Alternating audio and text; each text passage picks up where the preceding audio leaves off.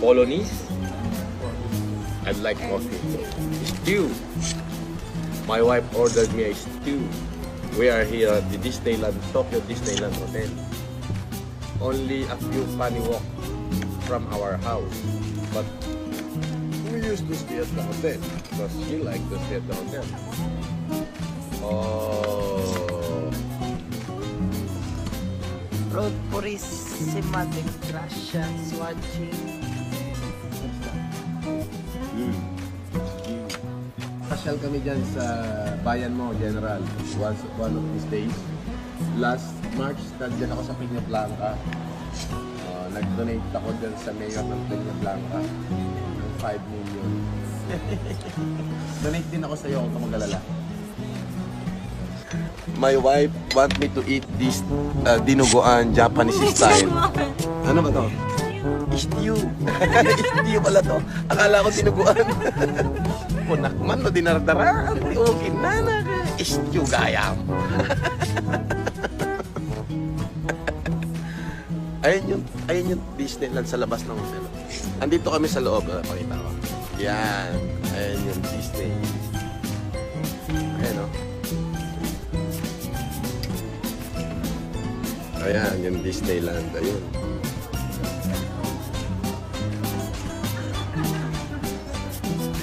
Yes. So, nandito kami sa Disneyland Hotel. Bakit kayo nagkahalubilo? Bakit kayo nagkakilala ni Mr. Mangusin? Okay, first of all, you have to excuse my Tagalog because it's not really my strongest forte. So, Okay. Growing up in Australia, English is sort of my first language. So, I will do my best to speak in Tagalog as well. I've met Francis. He was introduced to me by a mutual person here in Sydney as one of the DDS rally that was invited in. And since then, she introduced me to Francis as one of a radio announcer. So I really didn't care for much. I wasn't really interested. I wasn't looking for another relationship or anything like that because I've just gone through a separation. So Okay. I just sort of wanted to just have a quiet life. Okay, so after I was introduced, he started telling me about his background. I didn't put two and two together what he was telling me because I've been out of Philippines now since 1984, 1985. So bata my ka pa. history of the Philippines, yeah. So my history of the Philippines, as well as the political issues and things like that, was already far away from my thoughts in my mind. And the only president that I remember was the former president Marcos. Ferdinand Marcos. Okay. Yeah. So, So basically, go ahead. So basically, he started telling me that I'm Francis Leo Marcos. I'm a cousin of BBM, and he kept referring to his Tita Imelda. I didn't really put two and two together, and I didn't gel anything. And I said, so what? I Yeah. said, who cares? Yeah. You know? Because And then- you don't know, the only Marcos you know is the president, right? Because you were not Yeah, born, I yes. mean, 14-year-old, you know. So, the other relatives, hindi ka familiar. Kaya, it's a big deal for you No. na you thought Marcos is a common last name or something. Right? Yeah, and I thought he was just joking when he was mentioning BBM, and I really thought that Marcos is such a well-known family. It's like Smith, Yeah, Johnson. yeah. You know, all the common names, and that I thought in the Philippines it's similar thing. Yeah. So to me, it just really, it was out of my mind. Didn't even think about it until I said to him, out of a joke, I thought he was just joking. I said to him, I thought that. Are you referring to the former president Ferdinand Marcos? Because that's the only person that I know that has that last name. Mhm. And he just laughed at me and he said, "That's my uncle." Really? And then you believe that? No, no, I didn't. I laughed because what, like, what a small world for a Marcos and me, and who's just an ordinary person. Yeah. That would have anything to do with it, right? Yeah.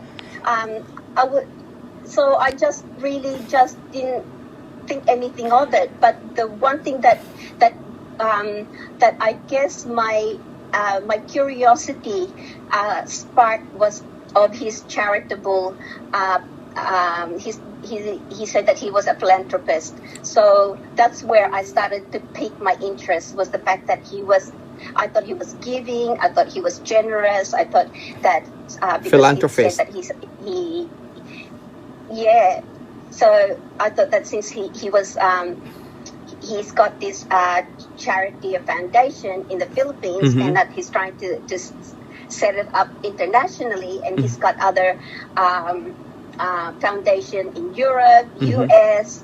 I think there's also one in Greece, and I think there's one in Singapore. He said that he wants to start one up here in Australia. So to cut the story short, yeah, that's the one. That's the thing that you had an interest in him, kasi nga philanthropist, and you're into philanthropy work. And so to cut the story short, he went to Australia to He went yeah, go to ahead. start the foundation. So this woman that he introduced me to then invited me to be a part of it, and I really didn't want to. And I said it's a conflict of interest if this guy and I end up being, married or whatever, and even being boyfriend and girlfriend, we're courting each other. I think it's a conflict of interest. And she said to me, don't worry about that, because I can resign anytime I want to, or maybe wait until he comes to Australia. So that's what I did. So tell me, he insisted that I join. So parang nag-expand si Norman Manguzin ng poverty what's the name of the foundation? Volunteers Against Poverty. Yeah, Volunteers Against Poverty Foundation sa Australia nag-expand. Yeah. So, kinaibigan siya, nanligaw sa kanya, and then pumunta ng Australia. Ikaw pa ang nagsundo at saka yung, yeah. Two of my friends came with me, yeah. And then by that time, I have to diretsahan na, nagkakayo ba? Nagka-on ba kayo? Did you fell for him? Nagka-on kami. Yes. But nothing happened between us physically. Because long distance. If it was more long distance. So we knew each other for about 4 months. Sabihin natin ng end of April to the beginning of August. Doon na nag-end kami ng relationship namin, including all of the foundation here, because we felt our lives were becoming in danger and at risk as well for some of the activities that were very suspicious to me and to us. Okay, so for the information of everyone, si Ms. Sharon po ay nagbigay na ng affidavit at statement sa NBI. So those critical issues na statement na nabigay na niya ay bawal ng pag-usapan sa labas, kasi isa siya sa mga complainant ni Francis Leo Marcos sa mga kaso-kaso na ipafile niya. And these are international cases, and these cases involves off the record money laundering or so, pero we don't talk the substance on that. Let's go straight. Can you tell me about the funny thing na kwininto mo kanina nung nasa kotse na from the airport sinundo mo? Can you tell them straightforward? Okay. So basically, I knew that he was interested in proposing to me. Okay, so and when he came out, my friends and I, they were just joking around in the airport and said, let's just wait, we'll hide to see what he looks like and see what he's going to do. And I thought to myself, okay, this is a good test to see, because he's so-called businessman and he travels everywhere, he says, that he would know how to conduct himself at the airport. Okay. So we just decided to just sit back and wait. And when he exited out, he looked like a lost puppy.